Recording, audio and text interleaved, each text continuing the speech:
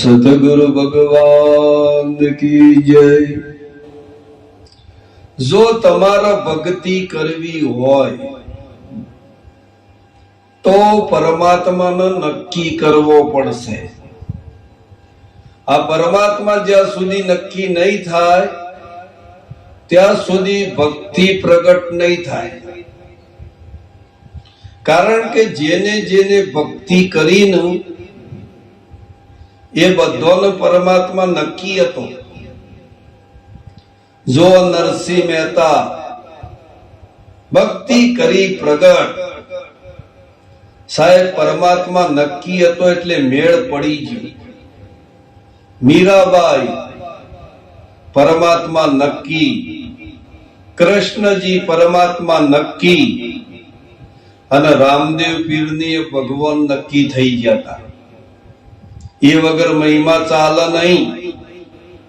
આ જ્ઞાન ગંગાનો મહિમા છે।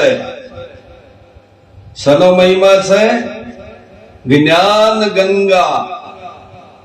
કોની જ્ઞાન ગંગા છે? તો સદગુરુની જ્ઞાન ગંગા છે। આ જ્ઞાનમાં જેને પણ સ્નાન કરી લીધું એનો બેડો પાર છે। કે વિશ્વાસ રાખજો, ભજન ઉપર ભરોસો કરજો। અલ્યા પણ હને વિશ્વાસ કરવો અને હને ભરોસો એ કરવો, ખબર જ નહીં ગાડી ચો જાય।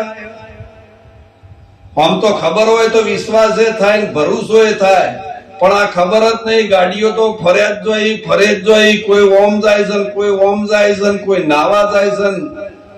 આ બધા ડખાડા તમારા મેલો।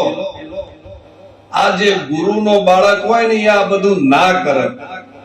અરે ગુરુ નો બાળક હોય ને એ તો નિષ્ઠામાં આવી ગયો હોય, એનું તો ઘેર જ ગંગા છે। જેનું દર્શન કરવું હોય ને એને દર્શન થઈ ગયેલું છે, પચકનો દર્શન કરવા જાય। સાહેબ ભક્તિ કરો ને તો એવી કરજો કે જેથી અગરબત્તી સળગે છે પણ એની સુવાસ જાય છે।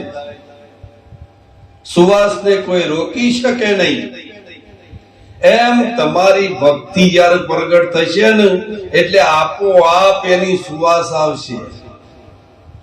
આ ગુરુની ભક્તિ છે સાહેબ। આપણે ગુરુની ભક્તિ કરતા નહીં, બીજો બધો વળી ગયા છીએ।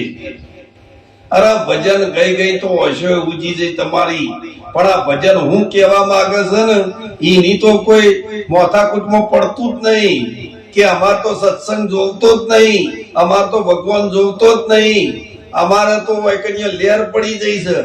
અલ્યા લેર પડી જઈ છે, પણ એક દાડો એવો આવશે કે જે જ્ઞાનની જરૂર પડશે, અને એ જ્ઞાન યથાર્થ નહીં થાય તો તમારો ફેરો ફોગટ જતો રહે। માટે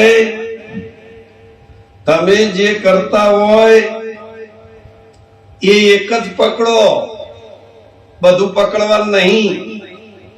આ તો જુદા જુદા દેવળ ને જુદા જુદા ભગવાન ને આવું તો સદગુરુ એ બતાવ્યું જ નહીં। સદગુરુ નો એક જ સ્ટેજ છે, અને એ સ્ટેજ જે આવી ગયો છે એનો રસ્તો બની જ ગયો, બનાવવાનો નહીં। અરે સદગુરુ નું કીધું જો તમે કરો ને તો પસ્તાવાનો વારો તમારો નહીં આવે। પણ સદગુરુ એ કીધેલું તમે નહીં કરતા ને એટલે ખાડામાં પડ્યા હો। સાહેબ બોબાલ શું કરવા કરો છો? સદગુરુ એ બતાવ્યો એ પ્રમાણે રસ્તો ચાલો તો એમાં કોઈ ભરતી ઓટ આવતી નથી। આ તો પ્રગટ પરમાત્માની ભક્તિ છે, અને સદગુરુ એ પ્રગટ છે, અને તમારા માટે કહેતા હોય, પણ જો તમે જીરવી શકો તો। આ તો ગુરુ બાળીને જ નાહી જોઈ। અલ્યા ઓનચિયાદાર રસ્તો મળવાનો હ? ગુરુ આયા નહીં કે ભાગી જા, ગુરુ આયા નહીં કે ભાગી જા।